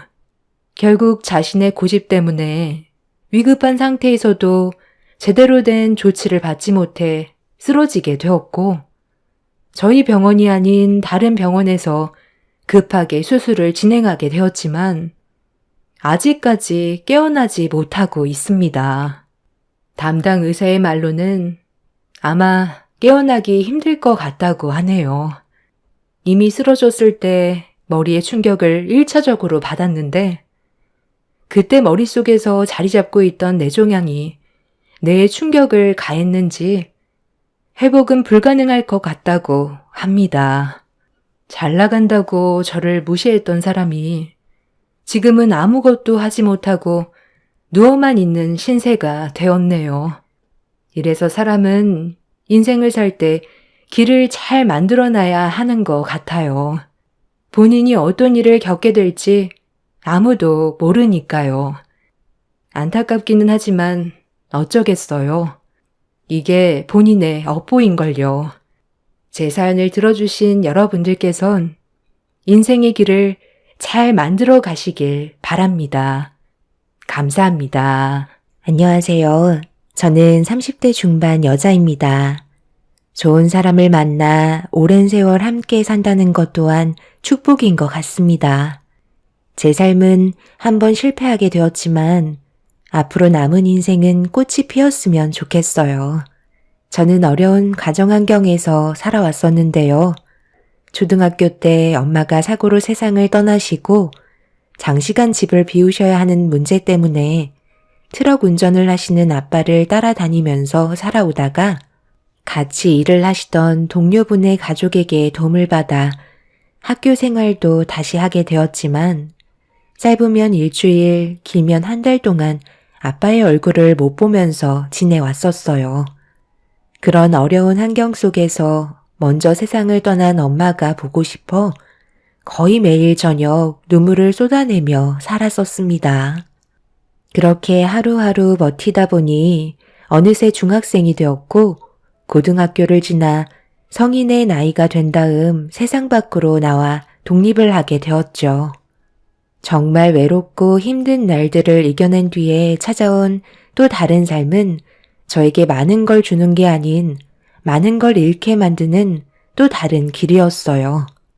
열심히 일해서 벌어온 돈은 모으기가 무섭게 여기저기에서 빠져나갔고 빚을 갚는데 대부분 사용이 되었죠. 항상 저에게 미안해하셨던 아빠는 잠을 이겨내가며 한 푼이라도 더 벌기 위해 매일같이 장거리 운전을 하셨는데 수면 부족으로 인해 순간적으로 졸음 운전을 하게 되면서 가드레일을 들이받아 결국 아빠마저 세상을 떠나시게 되는 충격적인 사건을 경험하게 되었네요. 아빠와 단둘이 개인적으로 시간을 보낸 적은 기억도 나지 않을 만큼 함께한 날들이 너무 적었더라고요. 좋았던 추억이라고 해봐야 아빠가 트럭 운전하시는 모습을 옆에서 지켜보던 기억밖에는 없었죠. 열심히 살면 행복이 찾아올 거라 생각했던 것과 다르게 저에게는 항상 불행만 가득했었어요. 이런 제 삶이 너무 싫었고 왜 살아가야 하는지 의미조차 알지 못했어요. 그저 숨만 붙어있는 제 삶이 너무 싫게만 느껴졌습니다. 부모님이 안 계시다 보니 저는 더욱더 소극적으로 바뀌게 되면서 매일같이 일이 끝나면 퇴근하고 집에 들어가 밖으로 나오지 않았습니다. 제 주위에 있는 사람들은 전부 다 세상을 떠나는 것 같은 느낌이 들어서 소중한 사람을 곁에 두고 싶지 않았어요. 그렇게 살아오다 보니 어느새 30대가 되어버렸고 제 삶을 받아들이며 살아가게 되었죠. 그런데 일하던 회사에서 새로운 직원이 들어왔는데 저와 나이대가 비슷했었어요. 다른 회사에서 오랜 기간 근무를 하다가 이사를 하게 되면서 저희 회사로 들어오게 되었었죠. 경력도 나쁘지 않았고 동료들에게 일을 잘한다고 인정까지 받을 정도로 열심히 하는 모습을 봐왔었어요. 그리고 그 사람이 저와 인연이 닿게 될 줄 상상조차 하지 못했죠. 함께 일을 하면서 대화를 자주 주고받게 되었는데 그러면서 조금씩 가까워졌고 처음으로 연애를 하게 되면서 결혼까지 하게 되었네요. 남편은 시어머니와 함께 살고 있었는데 건강 상태가 별로 좋지 않으셨죠. 제 인생을 조언해 줄 사람이 곁에 없었기 때문에 저는 남편이 정말 좋은 사람이라고 생각했었습니다. 하지만 살아가다 보니 그렇지 않다는 걸 알 수 있게 되었고 이혼을 할 수 없는 몸 상태라는 현실에 너무 힘든 시간을 보낼 수밖에 없었어요. 지금 뭐라고 그랬어? 임신? 당신 약 안 먹었어? 어떻게 임신이 될 수 있는 거지? 우리는 상황이 안 좋아서 아기를 낳으면 안 된다고 얘기했었잖아. 우리 엄마 하나 간병하는 것도 얼마나 힘든데 임신까지 하게 되면 앞으로 돈 나갈 때가 훨씬 많아지잖아. 당신이 나랑 결혼하고 회사를 그만두면서 수익이 줄었는데 입 하나 더 딸리면 얼마나 신경 쓰이는 줄 알아? 나 혼자서 임신이 된 것도 아닌데 왜 내 탓을 하는 거야? 그리고 회사는 어머님 간병 때문에 하도 사정을 해서 어쩔 수 없이 그만두게 된 거잖아. 나도 이런 불안정한 가정 환경 속에 임신을 하게 된 게 좋은 줄 알아? 어쩔 수 없는 상황이니까 받아들일 수밖에 없잖아. 당신이 그렇게까지 정색하지 않아도 출산하면 회사로 복귀할 테니 걱정하지 마. 누가 회사에서 당신 받아준다고 했어? 그냥 쓸데없는 말 하지 말고 어머니 간병이나 신경 써. 그래야 내가 집안일에 관여를 안 할 거 아니야? 요즘 보면 어머니 안색도 많이 안 좋으신데 조금이라도 불편한 거 있으시면 신경 좀 써드리고. 내가 당신이랑 결혼한 이유가 어머님 간병이나 보려고 당신 택한 줄 알아? 임신한 나한테 어떻게 그런 말을 할 수가 있어? 내가 지금 얼마나 힘든지 당신은 알아? 병원에서도 오래 버티지 못하실 것 같다고 해서 별로 도움이 되지도 않는 약만 드리다 보니 매일 고통받고 계신데 당신은 어머님이 걱정도 안 되는지 술이나 퍼먹고 들어오고 집안의 가장으로서 참 잘하는 짓이다. 우리 아빠는 예전에 가족을 위해 잠 한숨 못 자가면서 얼마나 열심히 살아오셨는지 알아? 그렇게 미련하게 행동하시니까 결국 세상을 떠나신 거지. 나처럼 회사에서 쌓인 스트레스 술로 풀고 즐기면서 살아야 삶의 질이 높아지는 거야. 내가 평생 죽어라 일만 하고 집에 들어와서 엄마 간병하면서 살아가려고 태어난 줄 알아? 그럼 나는 뭐 이런 삶이 좋아서 결혼을 했겠어? 이럴 거면 나한테 왜 잘해준 거야? 나 혼자 사는 게 훨씬 행복했었다고. 뭐 어쩌겠어. 이게 당신 인생인데. 그렇다고 뱃속에 있는 아이 지울 건 아니잖아. 어차피 낳아서 키울 거면 그냥 현실을 받아들이고 살아. 그래야 마음이 편한 거야. 스트레스 받는 게 태아에게 얼마나 많은 영향을 끼치는지 알고 있지? 그만들 좀 해라. 어떻게 된 게 얼굴만 봤다 하면 서로 못 잡아먹어서 안달이야. 내가 이 꼴 보려고 너희 결혼 허락한 줄 알아? 하루가 멀다 하고 남편과 싸우는 일은 점점 더 많아지고 있었어요. 이런 삶이 매일 지속되다 보니 저도 점점 지치게 되면서 남편과 그만하고 싶은 마음을 지울 수가 없었죠. 제가 어쩔 수 없이 결혼 생활을 이어가는 건 뱃속에 아이도 있지만 한 번 만든 인연 쉽게 끊어낼 수 없다고 시모와 함께했던 소중한 순간들이 제 발목을 잡고 있었습니다. 남편과 함께하는 시간보다 시모와 함께 지내는 시간이 훨씬 길었기 때문에 그만큼 정도 많이 들었던 것 같아요. 더군다나 췌장암으로 힘들어하셔서 제 마음이 더 안 좋게 다가오고 있었죠. 하필 시어머니는 제 어렸을 적 저희 엄마와 느껴지는 분위기가 너무 비슷했었어요. 그래서 더 마음이 쓰였고 몸 상태가 좋아지시길 간절히 바랐었습니다. 하지만 시간이 지날수록 시모는 버티기 힘들어 하셨고 저 혼자 남겨질 걸 생각하니 마음이 아프셨는지 쉽게 눈을 감지 못하셨어요. 매일 하시는 말씀이 제가 너무 불쌍하다며 미안하다는 말을 반복하셨네요. 이런 힘든 상황 속에 남편이 하루빨리 정신을 차리고 정상적인 삶으로 돌아간다면 더는 바랄 게 없다고 생각했었어요. 큰 거를 바라는 것도 아닌데 한 번 사는 인생 제 마음대로 되는 게 하나도 없어 우울증은 날이 갈수록 심해졌고 남편의 날뛰는 모습은 저를 더욱더 힘들게 만들었습니다. 이런 생활을 반복해서 살다가는 저도 제정신이 아닐 것 같아 모처럼 일찍 퇴근한 남편과 진지하게 대화를 주고받았어요. 하지만 제가 원하는 답을 쉽게 주지 않았습니다. 당신은 가사를 하고 나는 밖에서 사회생활을 하는데 도대체 뭐가 문제라는 거야? 우리 엄마 간병하는 게 그리 싫어? 지금 내 말 뜻을 못 알아먹는 거야? 당신이 회사에서 힘들게 일하는 거 내가 모르는 거 아니잖아. 그런데 어머님이 하루가 다르게 몸 상태가 점점 안 좋아지고 계시는데 언제까지 이런 식으로 살아갈 수는 없는 거 아니야? 당신은 어머님이 세상을 떠나셨으면 좋겠어? 나는 우리 부모님이 내 곁을 떠나셨을 때 정말 하늘이 무너질 것처럼 너무 괴롭고 슬펐는데 당신은 어머님을 짐처럼 생각하는 것 같아. 그래도 당신을 낳아주신 분이잖아. 그럼 기본적으로 해야 될 도리는 하고 다른 일을 하는 게 맞는 거 아니야? 나도 점점 배가 불러오고 몸도 무거워지는데 그래도 남자인 당신이 조금이라도 도와준다면 우리 모두 행복하게 살아갈 수 있을 거라고.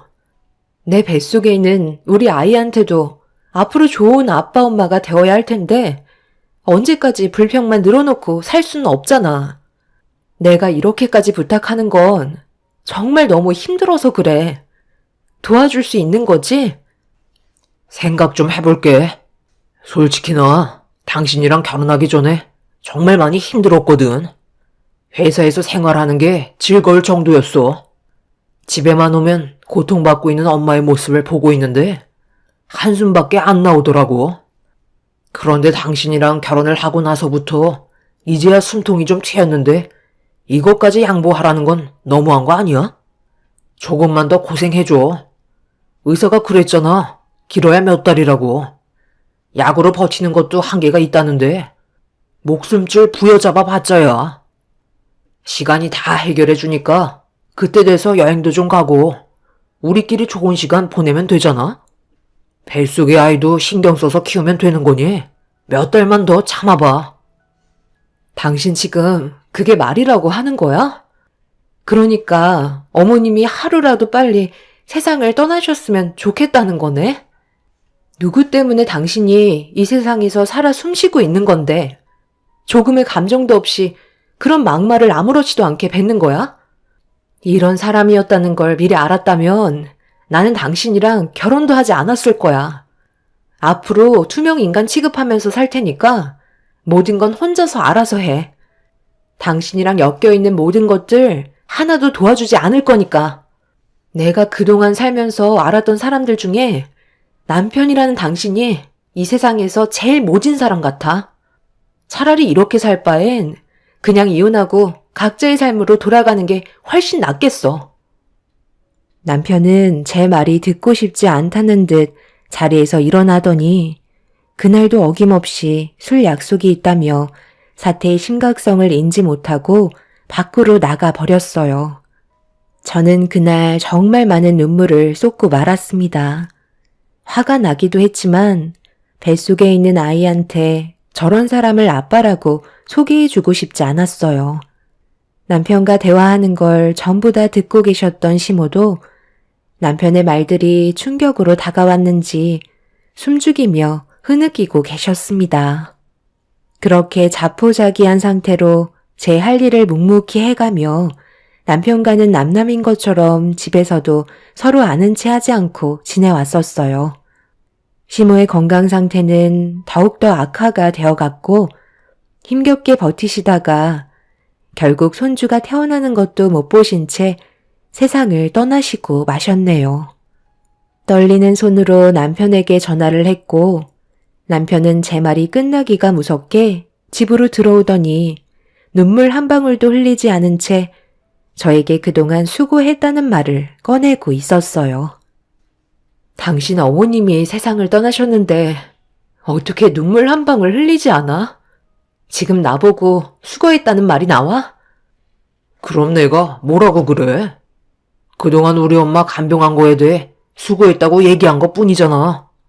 덕분에 나는 편하게 지낼 수 있었고 이제는 내 삶을 찾게 됐는데 당연히 당신한테 고마워해야지.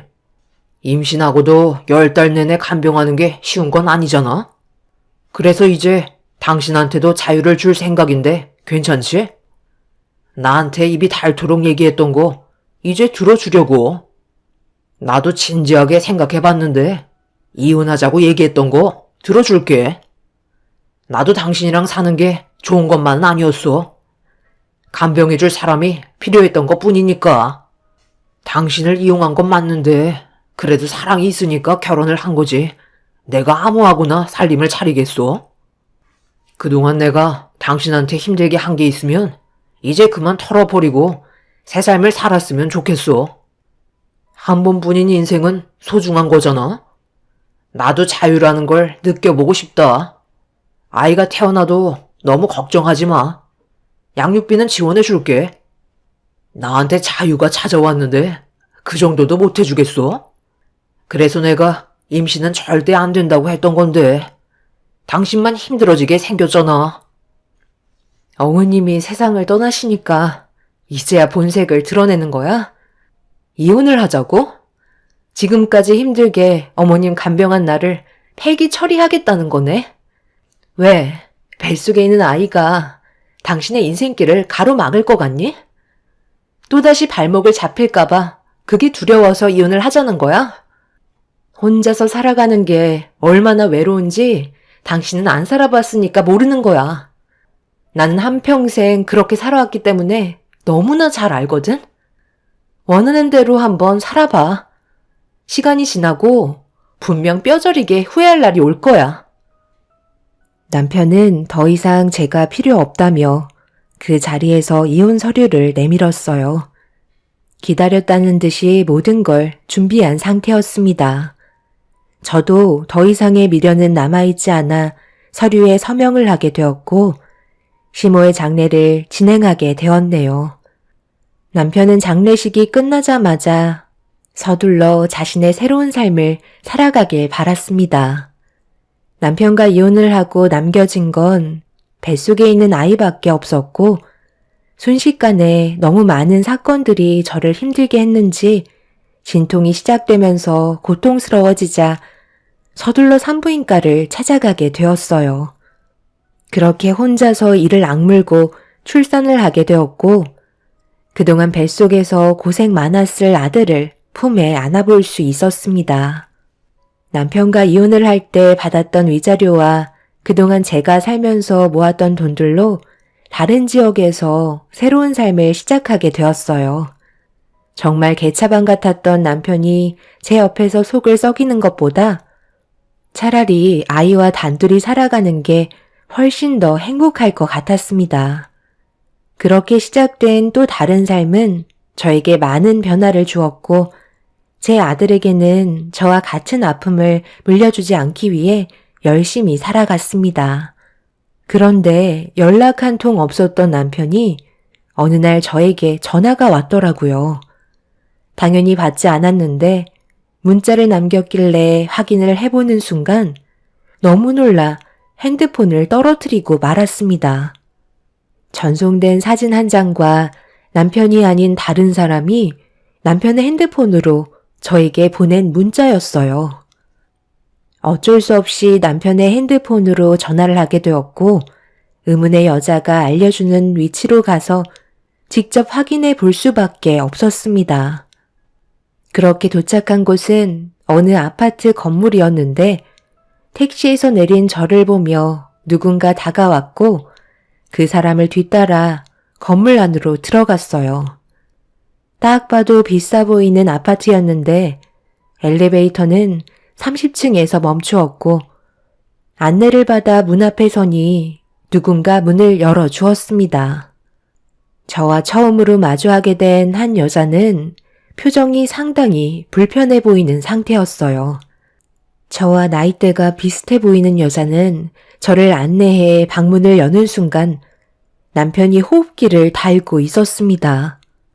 핸드폰에 전송되어 있던 사진과 똑같은 모습을 보고 있는데 제 옆에 있던 여자가 눈물을 흘리면서 갑자기 저에게 무릎을 꿇으며 부탁을 하기 시작했어요. 두 분이서 이혼하셨다면서요? 저도 그냥 가볍게 즐기려고 만난 사이였는데 이 사람이 집착이 하도 심해서 제가 싫다는데도 끝까지 달라붙더라고요. 그래서 사람 하나 괜찮아 보여서 진지하게 만나보기로 했거든요. 제가 외로움을 많이 타는 성격이라 이 사람의 자상함에 결국 빠져버렸고 결혼까지 생각하며 연인 사이로 지내고 있었는데 저희 집에 부모님이 연락도 없이 찾아오셔서 이 사람이 집에 숨어 있다가 들켜버렸는데 저희 아빠가 화가 많이 나셨는지 난리를 치셨거든요. 그런 와중에 이 사람이 도망을 치는 걸 아빠가 사람들을 시켜서 붙잡으라고 지시를 내렸는데 그런 안 좋은 상황 속에 교통사고가 나게 되면서 얼굴만 빼고 전신마비가 되어버렸어요. 병원에서도 정상으로 돌아오기가 힘들다고 했어요. 사람이 죄책감이라는 게 있잖아요. 제 인생을 평생 이 사람 병간호만 하면서 살아갈 수는 없는데 그렇다고 도움 받을 곳도 없어서 어떻게 하면 좋을지 고민하다가 이 사람 핸드폰에 전부인 전화번호가 있길래 혹시나 하는 마음에 연락을 드린 거네요. 저 좀 도와주실 수 없으신가요? 금전적인 부분들은 제가 지원을 해 드릴게요. 보니까 상황도 안 좋으신 것 같은데 제가 죄책감을 떨쳐버릴 수 있게 대신 옆자리를 지켜주실 수는 없으신가요? 원하시는 금액 얘기하시면 제가 부모님께 얘기해서 맞춰드리도록 할게요. 솔직히 이 사람이랑 결혼할 생각 조금도 없었거든요. 잠깐 즐기려고 만난 것 뿐인데 내 인생이 이렇게까지 망가질 줄 몰랐어요. 여기 아파트가 그래도 상당히 비싼 아파트거든요. 거기에다가 로열층이라 사시는 데는 문제 없을 거예요. 이 사람 인생을 대신 책임져 주신다면 이 집 바로 드릴 수 있어요. 사람 하나 살린다 생각해 주시면 안 될까요? 둘이 좋아서 즐기고 만난 걸 처음 본 여자는 저에게 뒷수습을 해달라고 어이없는 말을 늘어놓고 있었습니다. 너무 갑작스러운 말이라 저는 아무 말도 못하고 있었죠. 남편은 병원에서 수술을 끝낸 뒤 이 여자가 병원에 들락거리는 걸 부모가 원치 않아 자리를 옮긴 듯 보였어요. 손가락 하나 까딱할 수 없을 정도의 처참한 모습을 하고 눈을 감은 모습의 남편을 보고 있는데 정말 한심해 보였죠. 자유의 몸이 됐다고 기뻐하던 사람이 몇 달 만에 얼굴만 빼고 전신 마비가 되어 있는 상태로 제 앞에 누워 있는 걸 보니 그동안 저한테 주었던 아픔에 대한 업보 같았습니다. 여자는 잠시 뒤 남편이 깰 거라면서 대화할 수 있는 시간을 주겠다며 자리를 피해 주었어요. 저는 아무 말 없이 그 모습을 지켜보고 있는데 잠시 뒤 남편이 고통스러운 얼굴로 눈을 떴고 힘겹게 누군가를 부르길래 제가 남편 앞에 모습을 드러냈습니다. 정말 한심하다. 자유를 찾겠다던 놈이 결국 이 꼴을 하고 누워있는 거야? 그러게 왜 하지도 않던 짓을 해서 이런 끔찍한 상황까지 만들어? 내가 뭐라고 그랬어? 언젠가 후회할 날이 찾아올 거라고 했지? 손가락 하나 까딱할 수 없을 정도라며? 얼굴만 빼고 전신이 마비가 되었다는데 저 여자가 나한테 도와달라고 하더라. 자신이 가지고 있는 재력으로 내 인생을 사겠다는 거야. 내가 당신을 책임지면 금전적으로 보상을 해주겠대. 여기 아파트도 꽤 비싸 보이는데 그냥 주겠다고 하더라. 그런데 내가 어머님 병간호 정말 힘들었거든? 당신이 조금도 도와주지 않아서 그때만 생각하면 너무 끔찍한데 저 여자는 내가 그동안 어떻게 살아왔는지 모르는 것 같더라고. 당신의 병간호를 내가 대신 해주길 원하고 있어. 한마디로 더 이상 데리고 놀 필요가 없어진 당신을 나한테 돈을 주고 폐기 처분하겠다는 거야. 정말 웃기지 않아? 인생이라는 게 이런 건가 봐. 결국 자기가 저지른 잘못된 행동에 대해서는 분명 그에 따른 처벌이 뒤따른다는 거야. 당신도 이런 꼴이 될 줄 전혀 몰랐지? 그때는 내가 정말 미안해. 지금 생각해보니까 당신한테 그동안 못된 짓만 골라서 한 것 같아. 충분히 후회하고 반성하고 있어. 내 옆에 있어주면 안 될까? 많은 거 바라지 않을게. 부탁이야. 그래도 우리 좋았던 기억들도 많잖아. 미안하지만 나는 당신 옆에서 평생 동안 수발들며 살고 싶지 않아. 저 여자도 지금 당장 나한테 모든 걸 떠넘기고 싶어서 금전적으로 지원해준다고 하지만 시간 좀 지나면 또 다른 모습으로 나를 대하겠지. 그동안 얼마나 아픈 경험을 많이 해왔는데 2번 다시 똑같은 삶을 반복하고 싶지 않아. 당신의 인생이 곤두박질 치는 걸 내 2눈으로 똑똑히 볼 거야. 어떻게든 살려고 발버둥 쳐봐. 그래야 내가 그 모습을 보면서 더욱더 열심히 살아가지. 사람 목숨 참 즐기다더니 그냥 세상 떠나면 될 것을 끝까지 여러 사람 피곤하게 만드는구나. 여자도 당신의 그 더러운 혀 때문에 속아 넘어간 피해자 중 한 사람이겠지. 그런데 어쩌겠어. 이런 경험을 해봐야 앞으로의 인생을 더욱더 조심해서 살아가지 않겠어? 더 이상 할 말 없으니까 일어나 보도록 할게. 전 남편은 눈물을 흘리면서 제가 떠나지 않길 바라고 있었습니다. 하지만 더 이상 미련도 없었고 돈 때문에 또다시 남편과 엮이고 싶지도 않았어요. 여자는 정말 많은 돈을 준다고 했지만 증명된 것도 아니었고 사람 마음 언제 변할지도 모르기 때문에 힘들 것 같다며 인사를 한 뒤 집 밖으로 나섰습니다. 그제서야 본성을 드러낸 여자는 저에게 막말을 퍼붓기 시작했네요. 무슨 여자가 왜 이렇게 의심이 많아? 더럽게 안 넘어오네. 그쪽이 전부인이라 그래도 조금이나마 좋았던 감정이 남아있을 것 같아 불구가 된 저 사람 떠넘기려 했는데 그게 그렇게 싫었어? 하기야. 저 인간이 뭐가 그렇게 중요하다고 내가 많은 돈을 지어주겠어? 지나가다가 마주치지 않았으면 좋겠네요.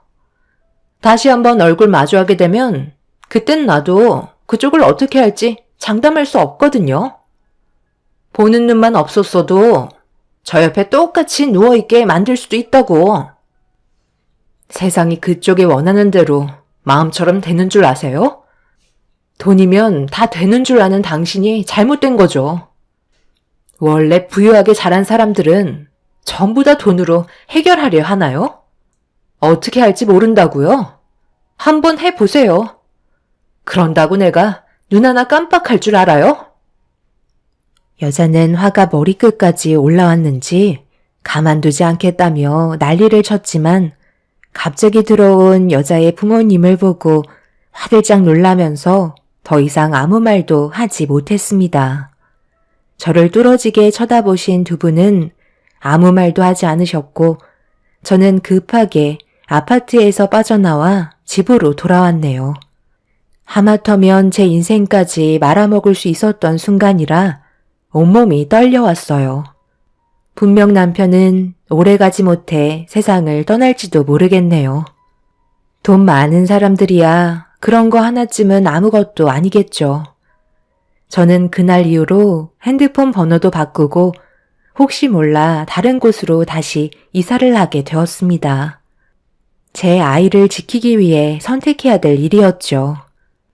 그렇게 두 번 다시 연락도 오지 않고 더 이상의 문제거리들은 생기지 않았지만 마음이 편한 건 아니네요.